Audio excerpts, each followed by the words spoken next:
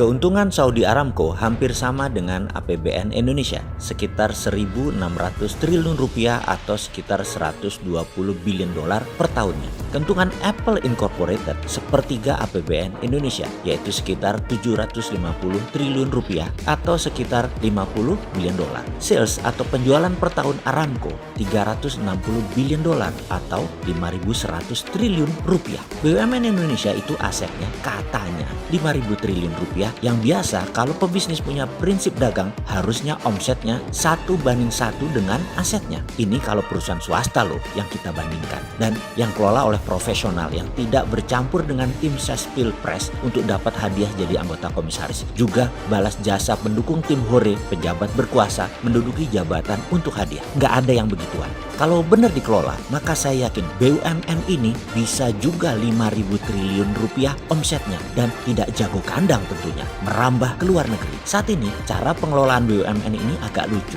Masa BUMN lihat rakyat Indonesia sebagai pasar? Ya geblek aja kalau begitu. Rakyat Indonesia itu aset, bos. Yang namanya pasar itu di luar negeri. Bisa nggak mikirnya kayak gitu? Bisa nggak mindsetnya seperti itu? Rakyat aset, bukan market. Jangan menjual produk BUMN ke rakyat dengan harga mahal. Jangan paksa rakyat dengan produk BUMN yang tidak ada pilihan. Jangan buat rakyat bergantung kepada BUMN. Jangan buat BUMN ambil sisi hulu yang membuat UKM ditekan atau tertekan di sisi hilir. Buat apa ada BUMN kalau kayak begitu? Inilah salah kaprahnya pengelola BUMN di bawah kementerian yang sangat manja dengan regulasi-regulasi yang melindungi mereka dan dana APBN. Sudah kayak begitu, nggak bisa 1:1 lagi asetnya dengan salesnya. Apa itu maksudnya 1:1? Ini harus diterangkan karena mungkin sahabat sudah tahu, tapi buzzer nggak paham. Ini yang harus dijelaskan biar buzzernya pinter sedikit, komennya jadi bermutu. Sederhananya begini, kalau kita pebisnis, aset kita yaitu modal plus alat usaha dan lain sebagainya, katakanlah 500 juta. Kita punya penggilingan padi. Setiap hari menerima jasa giling dan dalam 1 tahun omset kita 500 juta.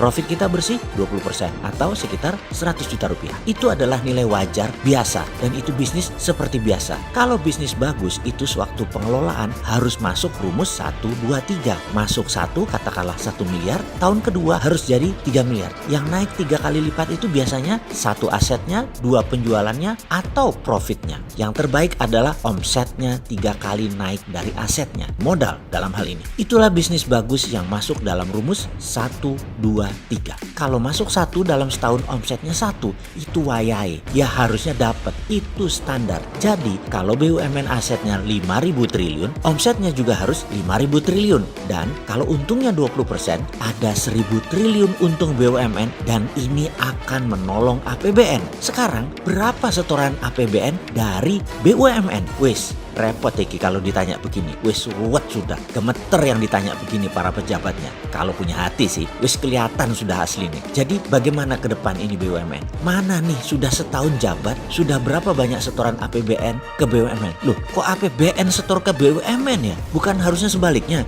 BUMN setor APBN. Kok masih netek sih? Kok bukannya nyetor malah minta disetor? Kok enak ya? Maaf nih bro, namanya pelayan publik pejabat itu ya. Jadi wajar kalau ada yang nanya. Bukan oposisi loh ya, maklum fans dirimu apa juga yang kamu perbuat itu bilangnya bagus. Kalau kita kan netral, Anda ya harus melayani sisi liar dari harapan publik lainnya yang bayar pajak, minta performa Anda. Mangkel loh yang bayar pajak lihat APBN tidak perform, APBN malah buat nyetor BUMN yang nggak perform. Kalau nggak perform ya kita ingetin, kalau mau tahu caranya bisa meningkatkan omset dan profit BUMN ya mbok kabar-kabaran, nanti kita kasih tahu, kita tolong. Tapi tutup dulu 500 BUMN anak dan cucunya dulu. Nanti enak deh kita ngomong. Menutup itu bikin efisien biaya loh bos. Walau tim hore yang nggak bisa kerja banyak kecewa.